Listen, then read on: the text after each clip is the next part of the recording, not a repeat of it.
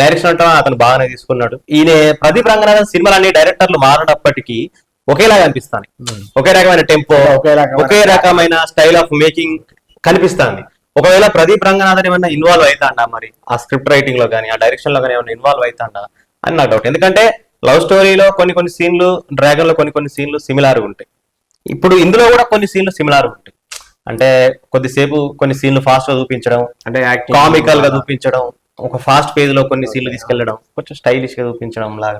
అసలు love today లో ఒక మార్క్ అన్నది క్రియేట్ చేసింది కదా హీరో. ఈ మూవీలో కూడా అట్లా క్రియేట్ అవుతుందా అంటే జనాలకి? ఖచ్చితంగా అయితే ఆయన సెంటిమెంటల్ గా మంచి యాక్టింగ్ చేసిండు.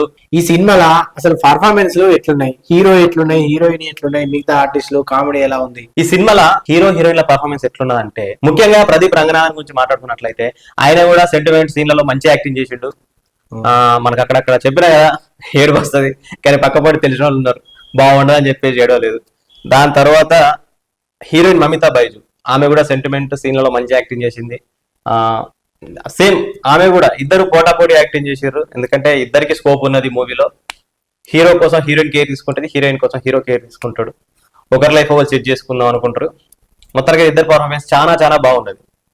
సో ఓవరాల్ గా మూవీకి ఎంత రేటింగ్ ఇస్తావు? అండ్ నీకు మూవీలో నచ్చిన పాయింట్లు ఏంటి? నాకు మూవీలో నచ్చింది ఎంగేజింగ్, అంటే ఎక్కడా బోర్ కొట్టకుండా ముందుకు తీసుకెళ్లాలనుకుంటారు సినిమాను. సినిమా కొంచెం ఫాస్ట్ పేజ్ లో వెళ్తా ఉంటుంది. ఒక సెంటిమెంట్ సీన్లు వచ్చినప్పుడు కొంచెం స్లో అవుతుంది, పర్లేదు. ఇంకా సినిమాలో ఏమి నచ్చిందంటే సెంటిమెంట్ నచ్చింది. ప్రదీప్ రంగనాథన్ ఇలాంటి మూవీ ఇస్తానని అసలు అనుకోలేదు. సినిమాకి రేటింగ్స్ అంటవా, నాకు ఈ రేటింగ్స్ పట్ల నమ్మకం లేదు. సినిమా అయితే థియేటర్లో ఒక్కసారి చూడొచ్చు. సెకండ్ హాఫ్ లో మొదటి 30 minutes కొంచెం నాకైతే క్రింజ్ అనిపించింది. సినిమాలో ఒక డైలాగ్ ఉంటుంది కదా, క్రింజ్ అనిపిస్తుందా, పక్కోడి ఫీలింగ్స్ క్రింజ్ అనడమే కదా ఇవాళ రేపు ట్రెండ్ అంటాడు కదా.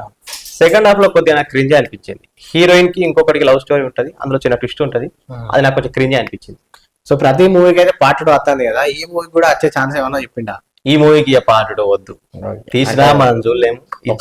మొత్తం స్టోరీ అంతా పెట్టేసి ఓడగొట్టినాడు. ఈ ఒక్క మూవీ చాలు, సంతోషం. నెక్స్ట్ ఇంకేనా కొత్త మూవీ తీస్తే మంచిది ప్రదీప్ రంగనాథన్. సో ఇది ఈ ప్రదీప్ రంగనాథన్ నటించిన డ్యూడ్ మూవీ గురించి.